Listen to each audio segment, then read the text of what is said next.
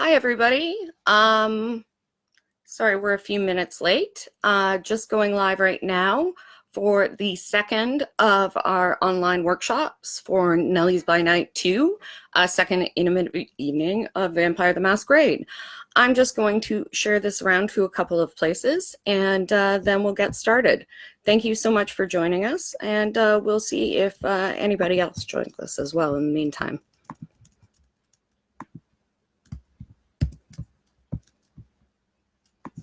Escape page, right? Yes, that's where it is. There it is.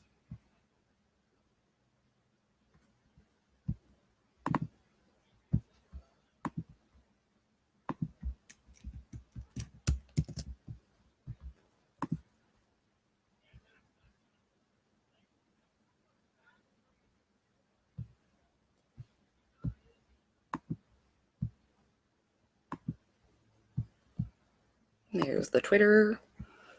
Hello. Just a couple of minutes. Just sharing it to the event and a couple other places, and then we'll get started. But thank you for joining us. It shouldn't take longer than, usually takes only about half an hour, maybe 45 minutes max. So it's not a super long thing, but it goes pretty quickly. This video will be available after the video. Available online after the stream is available, and it will be available on YouTube as well. We're going to upload both of them.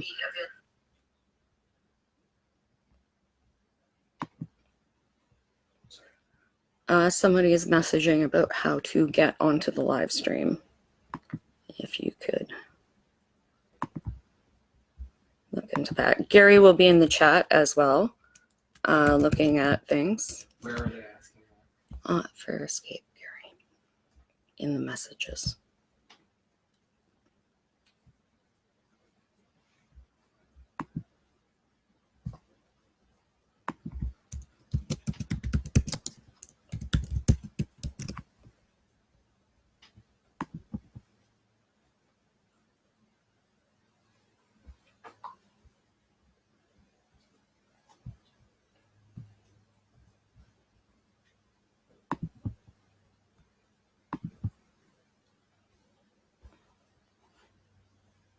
So yeah, just sharing this a couple more places. It might take a minute or two just because it's a little bit busy, but yeah.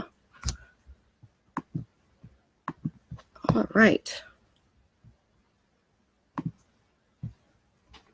Cool. Oh dear, I'm gonna take 2 seconds and I will be right back.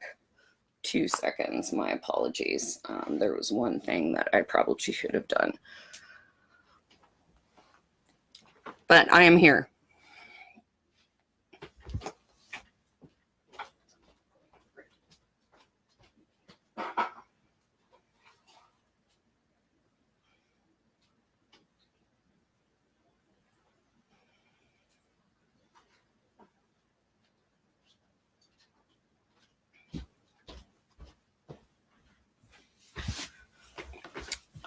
Okay, thank you.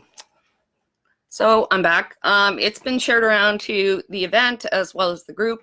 Hopefully you've seen it by now. I've tweeted it out as well. So thank you so much. Let me see. Hopefully that people have seen it. Gary will be in the chat as well. I have... can you send the link to this person, please? Thank you. I just did. Okay, cool. Thank you. Like I did that on Facebook. Okay, thank you. People can hear you as well. So thank you very much for joining us. I'm sorry there's some confusion. We try and share the link out. We always start our live stream right on the Fair Escape page, as I noted. So if you're looking for where the live stream starts, it's always on the Fair Escape page. They're always available for streaming after the fact, and we always upload them online afterwards as well. So you can always see these things. That's always available for you after the fact. We're also going to have, as I said, a recap for the full online workshops on the site as well. They have pictures of the hand gestures that we're describing, as well as, you know, all of the details that I go over here. So if you're someone who learns better by reading something over or reviewing things, that's all available for you. So again, thanks so much. We'll get started since I see there's a lot of you here. So great to see you all, and much appreciated. I'm always happy to do this with more people because then I don't feel like I'm talking to myself. Actually, Gary, can you grab me Stitch and Figment so I don't forget those at the most important moment? My very important assistants, Stitch and Figment, who helped me explain consent a little bit later. So let's get to it. Again, thank you. So a little bit about why we do this. We know people have limited time, especially in North America. I mean, a lot of the games that we like to go to ideally have kind of like a workshop time before the game and then some time to play the game. So ideally what we would often do is have an evening of workshops and then a day of LARP. And that's not always possible with how much people work and, you know, their time with children, et cetera, et cetera. So our hope is to work with this. We've done it for, this is our second game now. So it's our hope to try and give people a lot of different ways to engage with and understand techniques and mechanics. And just sort of find lots of ways to review things. And that way, if there's anything that you're sort of not sure about or something like that, you can review it later on online. You can review the video, you can look at it on YouTube. Even if there's something you're not sure about on the day of the game, you can look up a blog post and review then. We have a little bit about safety and consent workshops. We have a link that we can share. Gary's got it available. He's going to put it in the comments right there. So that's just a little bit about the workshops. We'll have a larger recap later on. So we're going to start with security, which is, sorry, I just lost my place in the document. Things are moving around a bit. Security, which is just a little bit of something that we have a little bit differently than a few games. We have in-house security that the house provides, as well as our own security. In-house security is not something you really have to worry about. He works with our house security, Jesse, and they've worked things out the last time. He doesn't really bother us. He knows what's going on. Everything's cool with him. It's just provided by the house to make sure things are cool. They're used to holding parties and events. Our house doorman, our security for Nelly's, is named Jesse. He is providing in-character and out-of-character security. Jesse's an experienced actor and longtime LARPer. He's worked as a club and event security around the city for about over 20 years now. His role will be, as I said, in character and out of character. So if you need to address the doorman privately at any point, it won't seem unusual for any character because you could be asking, you know, him to arrange something for you in character. You could be telling him to kick someone out, anything like that. It could be an entirely in character exchange. So if there's some reason that you need to talk to Jesse out of character, it's going to seem normal. That's part of the reason we like the role. If you would prefer one of us to mediate, you can speak to or text Gary or I. We'll provide my phone number for text before the event. This time I'm going to be downstairs in the kitchen with the food, wine, etc. in our sort of control area. And Gary will be in-game as a character, so you'll be able to speak to him if necessary. We'll also have the use of the outdoors this time, which will be a bit nicer because there'll be a bit more room to spread out. The kitchen downstairs was pretty crowded last time. But anyway, we do trust everyone to trust each other and behave appropriately, but Jesse is just there just in case. So we do trust him to deal with them in case there is issues. but we don't expect any. We did not have any last time. He's just there to make sure everyone's safe. So now we're moving on to safety, which is a nice segue. Safety.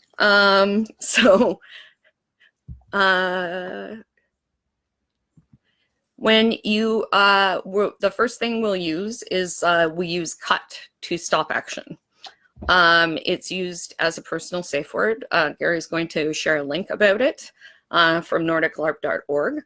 It's just used as a word to just stop the LARP, to stop action in LARP. Some people don't like to use it because they feel like it's not a good thing to be stopping play.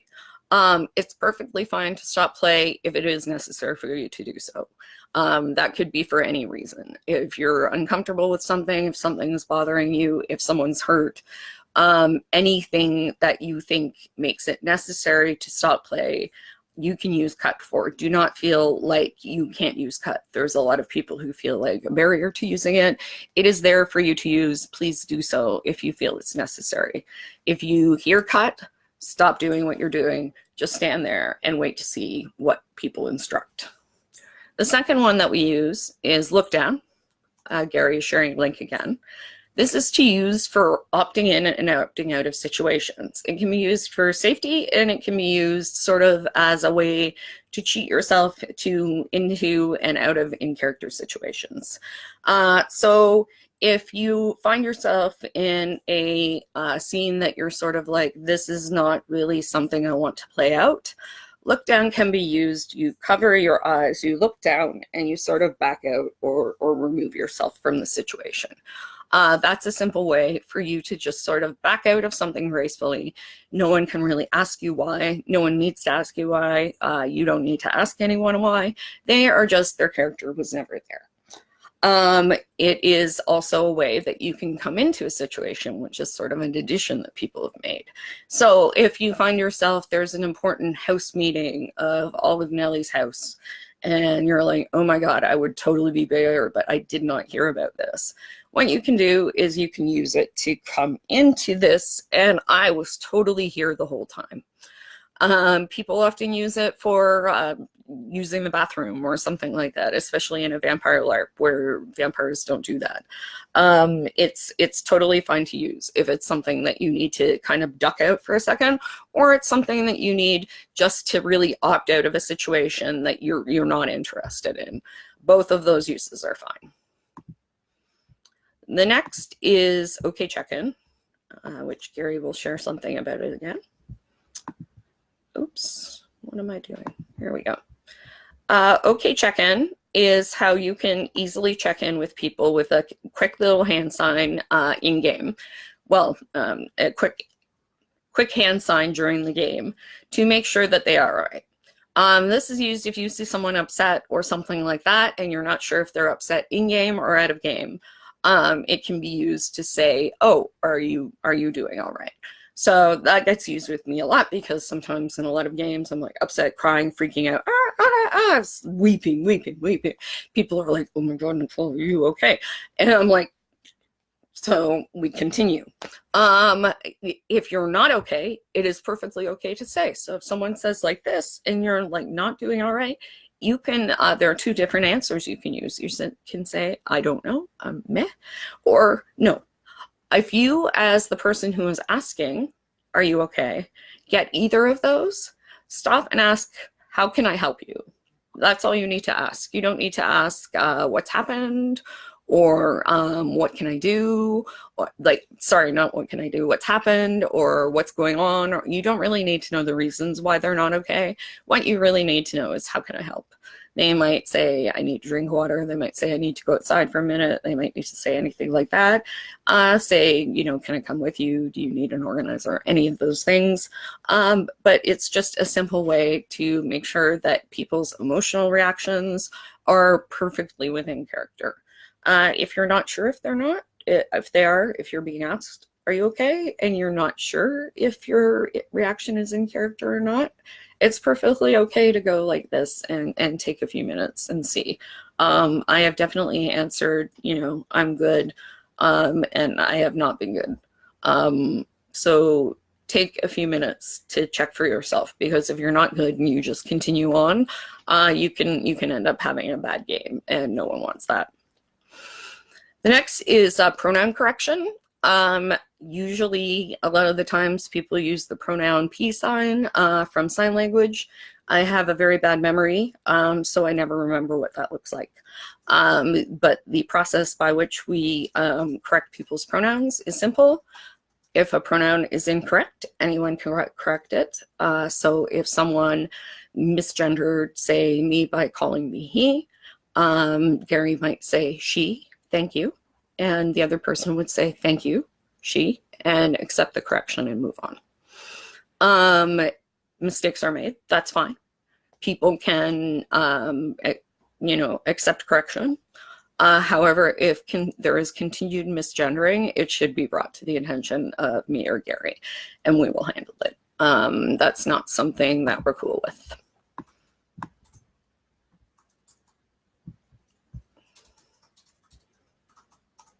All right. Everything cool? Yep. All right. So the next thing, the second floor. Again, as with last time, we will be restricting feeding and intimacy role play, even if it's like just a scene that's being discussed between participants, to the second floor. People can engage with that role play, but we don't want them to have to engage with it necessarily. Some people are not into that, so we're going to do that upstairs. However, to make sure there's no barriers to role play, we have some little rules about the doors. First off, remember that people have rented the rooms for the night after the LARP, so respect their space, respect their stuff, respect that they're going to be staying there afterwards. We're going to have do not disturb indicators for closed doors, which are only to be closed in the case of intimate scenes. The exception to the do not disturb is Jesse, our security. If you don't want to be bothered, you can check in with him pre-scene and let him know where and how long you expect to be there. And you can totally do that in game. You can go, we're taking the flamingo room and we're going to be there for half an hour. And he will be like, that's fine. And he will not bother you unless you're there for an hour and he's concerned about it. Jesse's job is to maintain everyone's safety, and he'll check in to do so. But if he knows what you're doing and that it's expected, he will be fine with that. We just want to make sure that everyone's safe, so we're going to do that. Otherwise, we also want to make sure that the doors are not used as a barrier to roleplay. So we're making that sort of rule that if you're having a meeting, do not be closing the doors. We just want people's privacy respected, not necessarily their privacy respected if they're just trying to have like a boring meeting. I mean, it may not be boring to you, but it could be boring to a lot of other people. Another thing that you should check in with Jesse about is violence. There should not be any or a lot of it. It is an Elysium. It is not a game for violence. However, if you plan a scene with violence, or you work something out, or you're deciding to do something outside, since we have the use of a courtyard and a backyard this time, please alert Jesse so he can alert the house security. The house security has been pretty cool with people yelling and freaking out and having all kinds of dramatic scenes. But we want to let them know if there's a scuffle that it's not something that they need to break up, just to be sure that everything's fine. So we'll make sure it's handled and that no one gets broken up or kicked out of the house. The next thing is just a simple thing about biting. If you're going to mime biting someone or you're going to bite someone, the thing that we do is cover with our hand and bite our hand. Because biting people leads to, LARP crud, and it's just kind of a safer way to do it. We don't want to spread LARP crud, is what I'm saying. Spread your LARP crud to yourself. So I'm going to take a second to take a drink of water and see if there's any questions, because the next part is consent mechanics, and that's going to take maybe 10 minutes, and that's the end of it. So please let me know if you have any questions, and yeah, I'm just going to have a quick drink.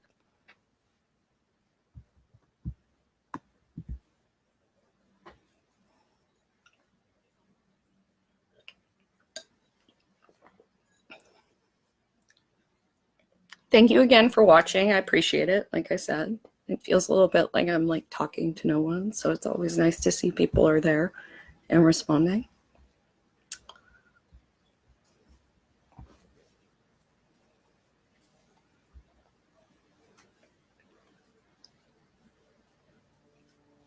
We are now at the Stitch and Figment part of the show. Oh, Bryn's just asking if you can show the hand signals again for okay check-in. Oh, okay, sure. Pronoun. Yeah. For pronoun check-in, actually, I never remember what it is. It is usually it's the sign language for P. I never remember what it looks like. Could you Google that, Gary, maybe, and find out? Gary's going to look for it. The okay check-in signals are you do okay. So are you okay? Sometimes people cover it with their hand to make sure that people know it's out of the game. And the answers are I'm fine, meh, or no. Meh or no gets how can I help you? Yes, continue on with the scene. Everything's cool. And when Gary finds out what P is in sign language, he'll put up a link. I have ADHD, actually, so I have a really bad memory for a lot of things. It's impressive that I managed to keep this much in my head, but I can remember a lot of useless things. Oh, it's... I'll just share it. Yeah, he's going to share it, but it's this. Pronoun P. She, thank you. And you can do that for your characters. All of your characters' name tags have pronouns on them as well. They'll have your character name, your character title, the character seed title, so people can relate that to you, your character's pronouns, and your clan, or whatever type of thing you are if you don't have a clan.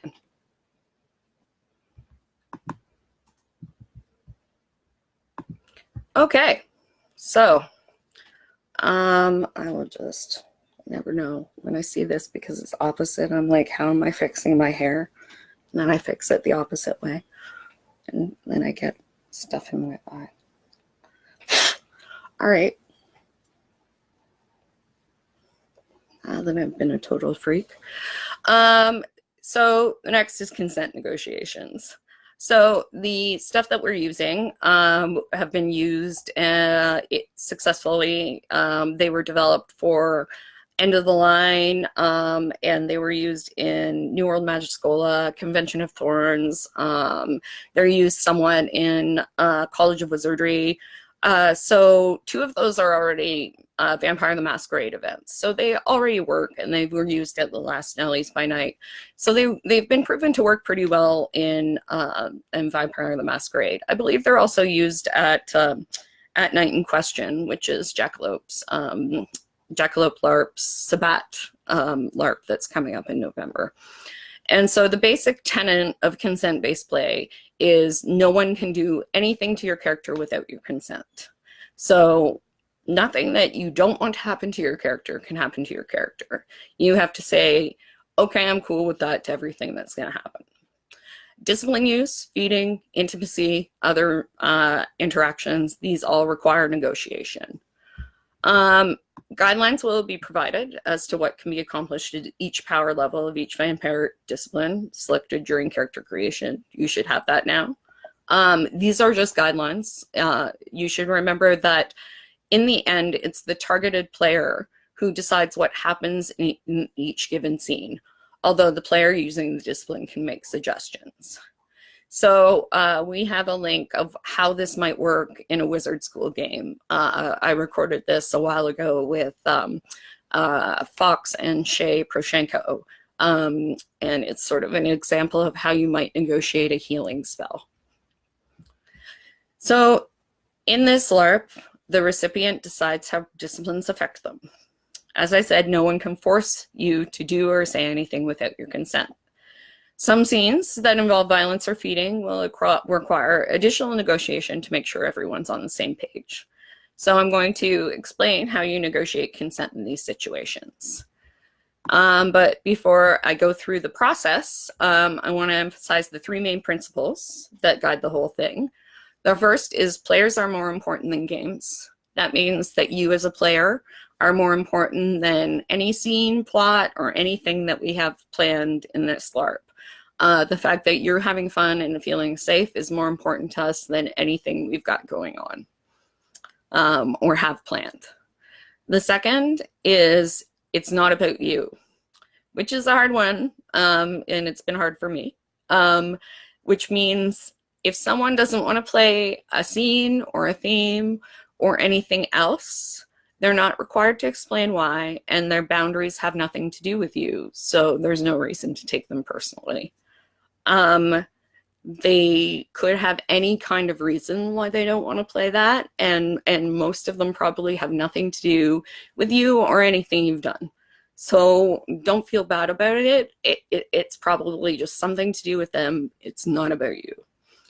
The last principle is every encounter requires negotiation. This is can come and go, but the most important point about this is that people's boundaries may change over the course of the LARP, and that's fine because it's not about you. But every encounter, you need to make sure that you're on the same page before continuing and negotiate what everybody's comfortable with. So, how you negotiate consent is, and this is the scripted way that you would do it. What we say is, if you don't follow the script, it's fine, as long as you have a negotiation for consent and everyone has enough space in that negotiation to feel like they can express their wishes. That's the main point.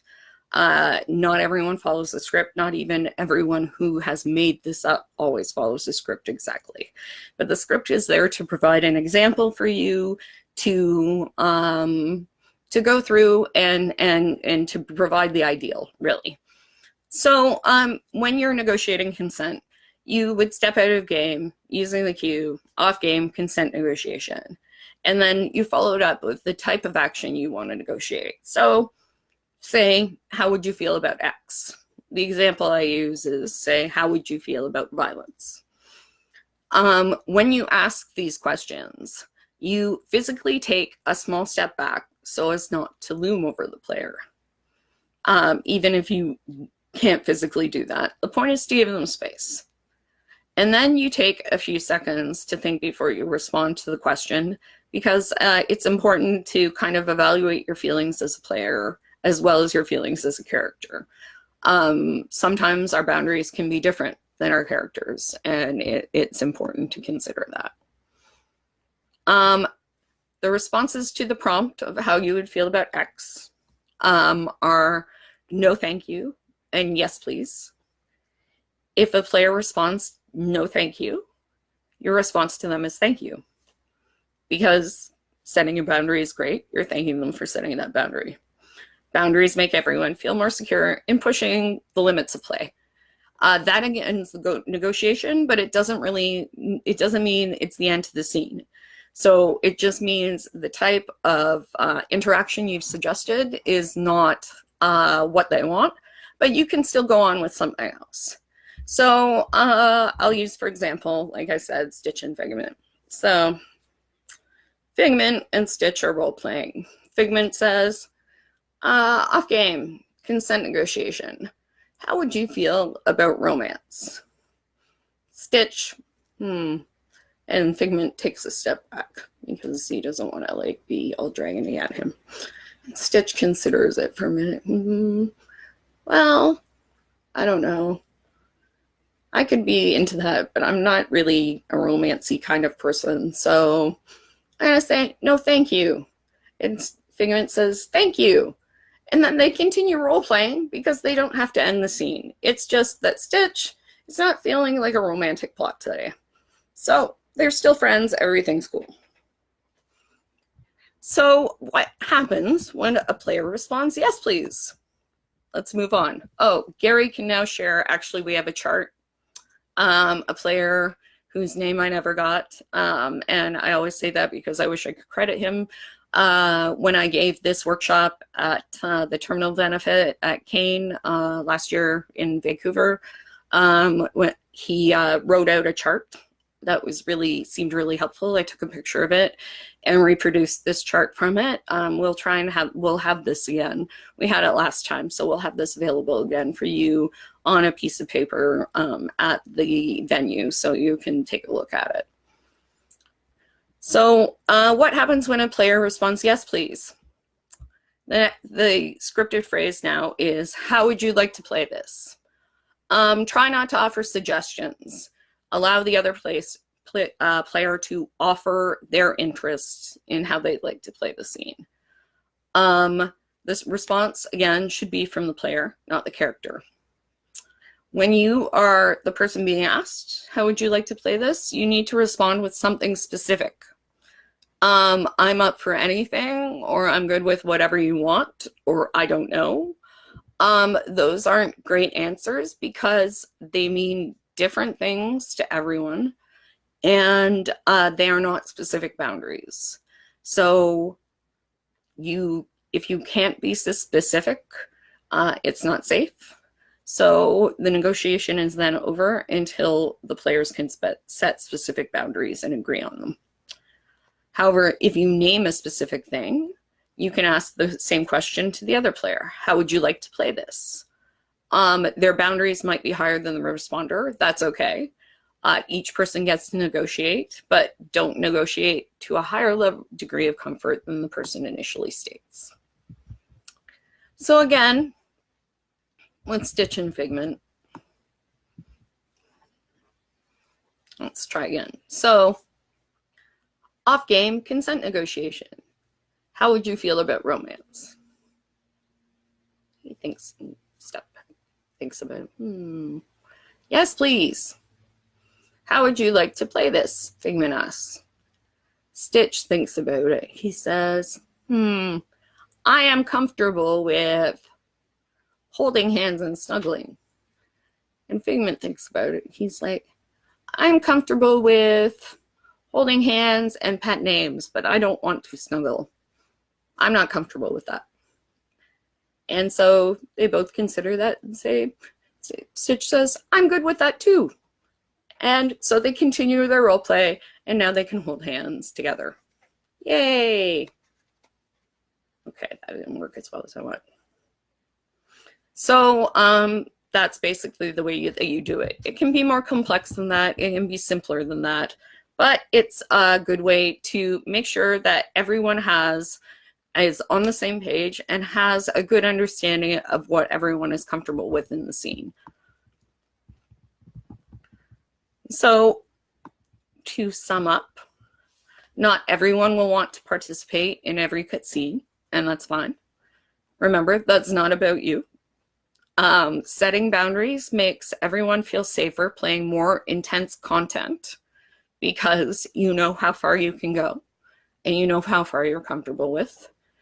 Also, please do not say yes, please to a scene unless you really mean it. And as I said earlier, make sure that you consider your feelings as a player as well. It's very easy to say you're okay or say yes, please to something and think you're good with it, and then find out later that, no, you should have taken a break. None of us wants anyone to feel uncomfortable for the sake of a scene because people are more important than games, and we do mean that. You are more important than anything in this game. And that is the total of the workshop. We will have this again in person on Saturday, along with some character building and relationship creating workshops, more of that. And we'll have a quick review before the LARP on Saturday as well. But that's all of it. And as I said, we're going to have a review up on the website probably tomorrow. Links to both of these videos, and we'll put these videos up on YouTube. So I'm going to hang out here for a little bit longer since I was supposed to be here till about 5. So if you have any questions, please let me know. And thank you again.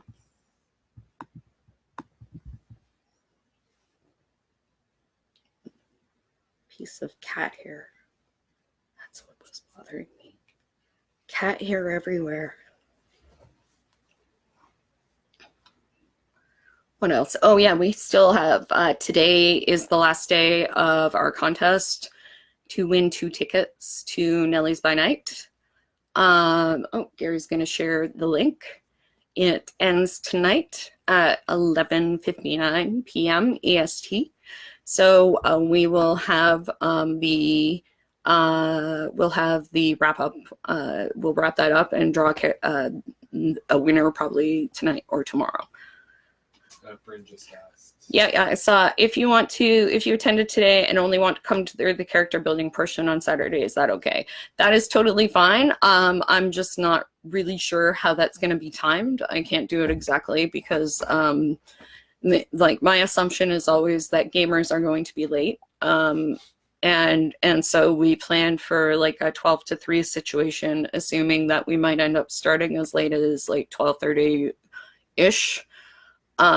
So I can like assume that we might be starting character building stuff by 1:30, but I'm not entirely sure. So yeah, I can't say that. I mean, you could come down and hang out and come on up after. You can come and hang out and like go get a coffee or something and like maybe text or something and see if things are on, or I can send you a message or something when we're done this part, or like whatever. But yeah, yeah, we just can't assume people will be on time, so we had it longer than we needed to. We also assume that people will want to hang out longer than we actually need them to, so we took the space for some time so people can chill.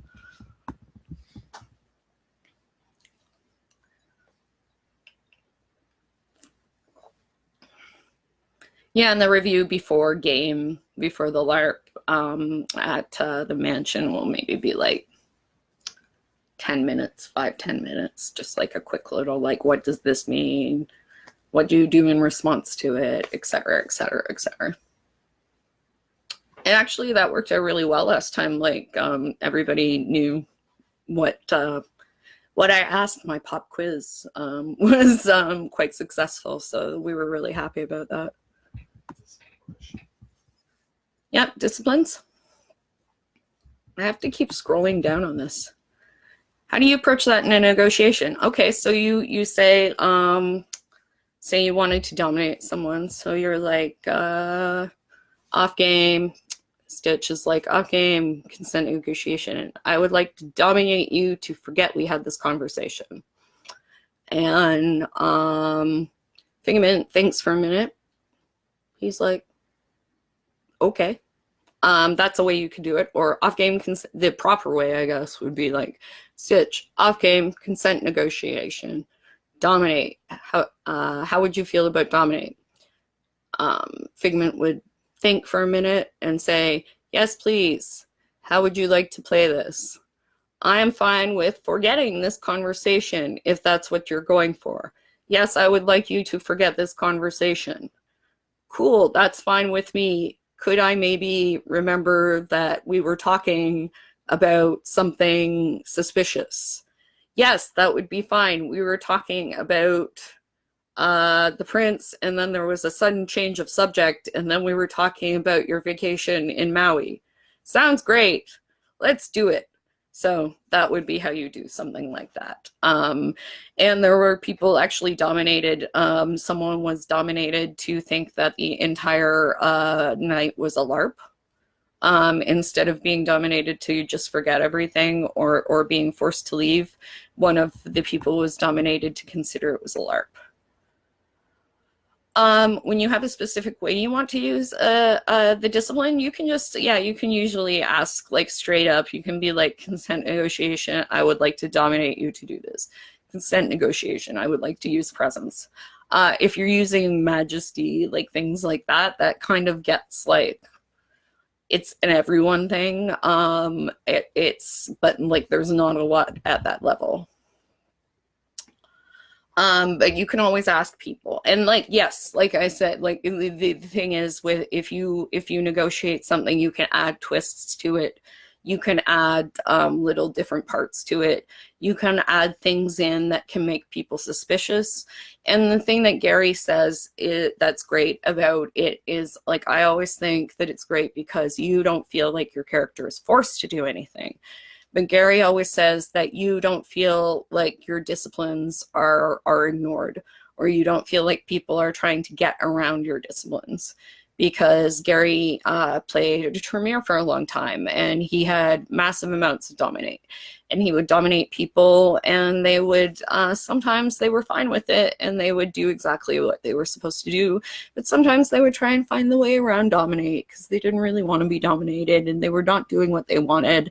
And if they could have negotiated it, Gary and the person who was being dominated could have negotiated something that they were comfortable with, and then they would play the dominate, as opposed to finding a way to be like, oh, I don't really want to be dominated, so I'm going to go to my clan and be like, oh my god, guys, there's a giant hole in my brain where I was, and I don't know who I was talking to, and blah, blah, blah, blah, blah, and make it obvious that they were dominated, instead of like adding a cool clue, like, yeah, I was talking to like dude about the prince, and then he was suddenly talking about Maui. That was super weird. And you know, like, you can say that to people and they might just like totally ignore it because they're worried about something else, and then it's their fault that they don't know that you were dominated. So there you go. I just went on for a long time about that. They also enjoyed that it was the LARP and the other one. Oh, the LARP? Yeah. Yeah, Bella's human. Bella's human was convinced it was a LARP.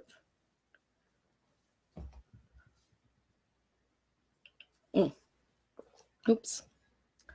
Yeah, we had a human last game, a couple of humans, and Bella was convinced it was a LARP. And so she was like, man, where's the prince? The prince is never, the guy who plays the prince is never here. It's so annoying. He gets to be prince and then he never shows up. Isn't that always the way? Fucking prince. Blah, blah, blah, blah, blah. That was really funny. And actually, it's very true. As far as the discipline goes, V5 guidelines. No, we have guidelines that are on your character sheet. Your character sheet guidelines will give you suggestions as to what you can do with them.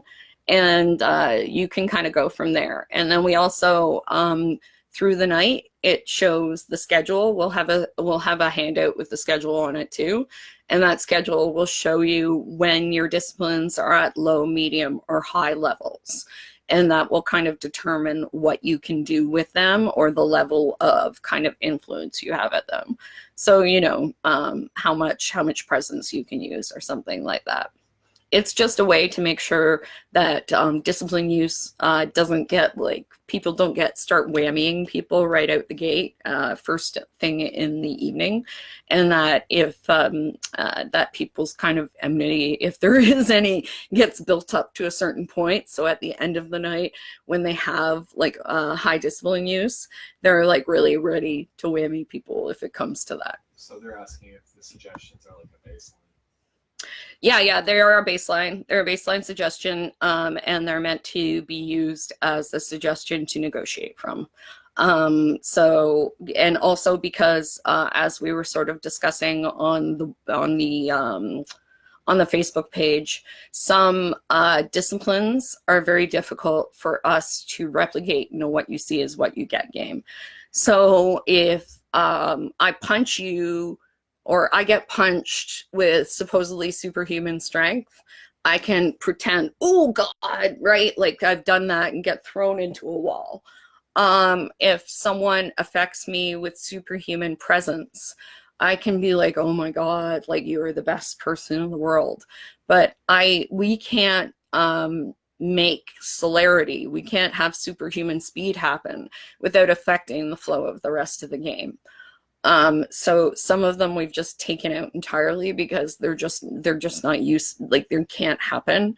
And some of them have been adapted because there's no way to do them, like obtenebration for, well, since there's La Sombra, little hint for those who are watching, since there's a Lasombra and the Camarilla now, obtenebration is kind of, Gary's rubbing his head.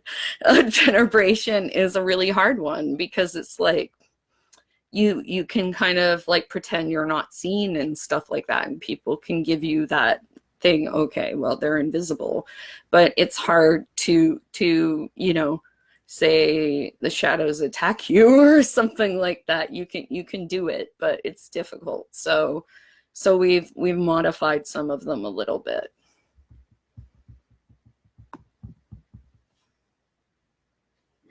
I'm reading it. I'm reading. Yes. You can, like, I mean, with majesty, and it's a question about majesty, you can majesty people and you can summon people, but it's sort of like majesty. I did majesty people, and you can do that if necessary. We just have it at the end of the night because like it would be super annoying if you were majestying everybody all night. But if you save it up and you want to make a big freaking speech and majesty at the end of the night, go right ahead. Like, that is dramatically appropriate, right?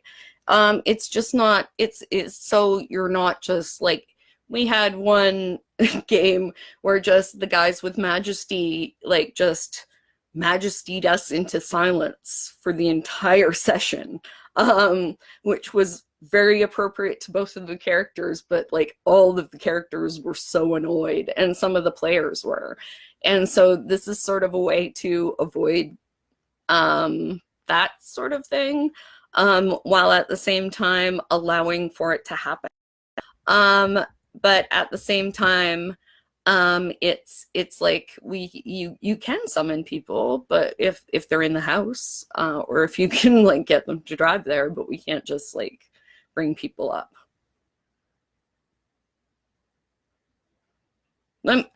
Thank you. Well, I'm glad that it's working for you, Bryn. I'm happy to see that. And yeah, I used to play online a lot too. I played a lot of I played some online like mushing, vampire, on some really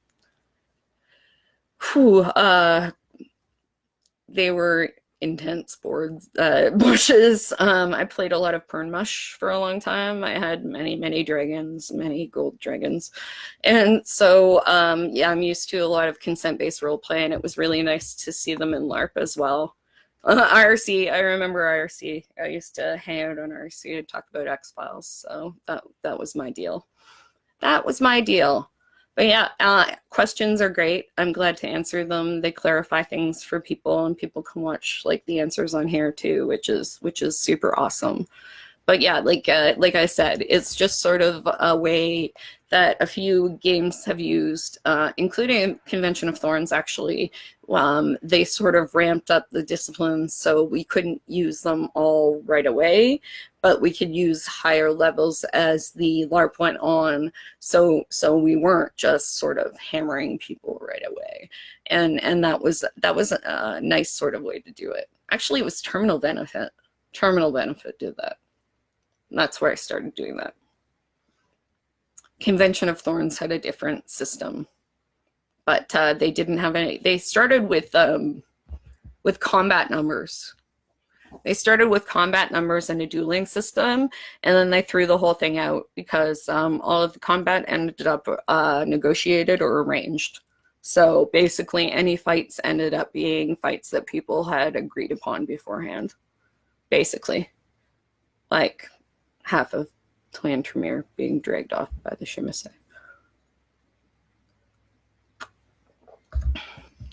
That's my ideal. Anyway, if there's no more questions, I'll sit around for a few more minutes. But if there's no more questions, I will definitely keep an eye on the comments for people who are catching up watching or anything like that, and answer them. But I'm happy to answer anything as well. You can always email us at at info@fairescapestudios.com. Thank you so much. We can't wait to see you guys next weekend. We're super excited to see everybody on Friday if you come out to Nova Era Bakery on College, which is nice.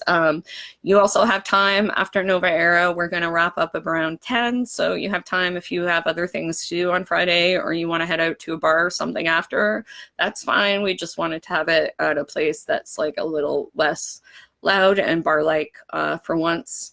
Then Saturday, again, 12 to 3, we have this workshop again, and then character building workshops where you can get together and talk to your clan and your character group and other people and some stuff to kind of let yourself get into character. Then we're going to have a little break between that. The TMAC, the Toronto Media Arts Center, is very, very close to the venue. It's a 10-minute walk, so you could even go and have an early dinner or something like that before coming by. We'll have the doors open at 5:30 and game is starting about 7:30. We have intros and stuff like that in between. As usual, will have our spread of cheese and etc. Much cheese, more cheese this time, more meat this time. Wine, we're gonna have some coffee, juice, etc. And yeah, hopefully I'm looking forward to the game and what you what you make of it, the current situation at Nels. Anyway, thank you so much. I love you guys for asking questions and being here and making me feel like I'm not talking to my screen. Mwah. See you soon.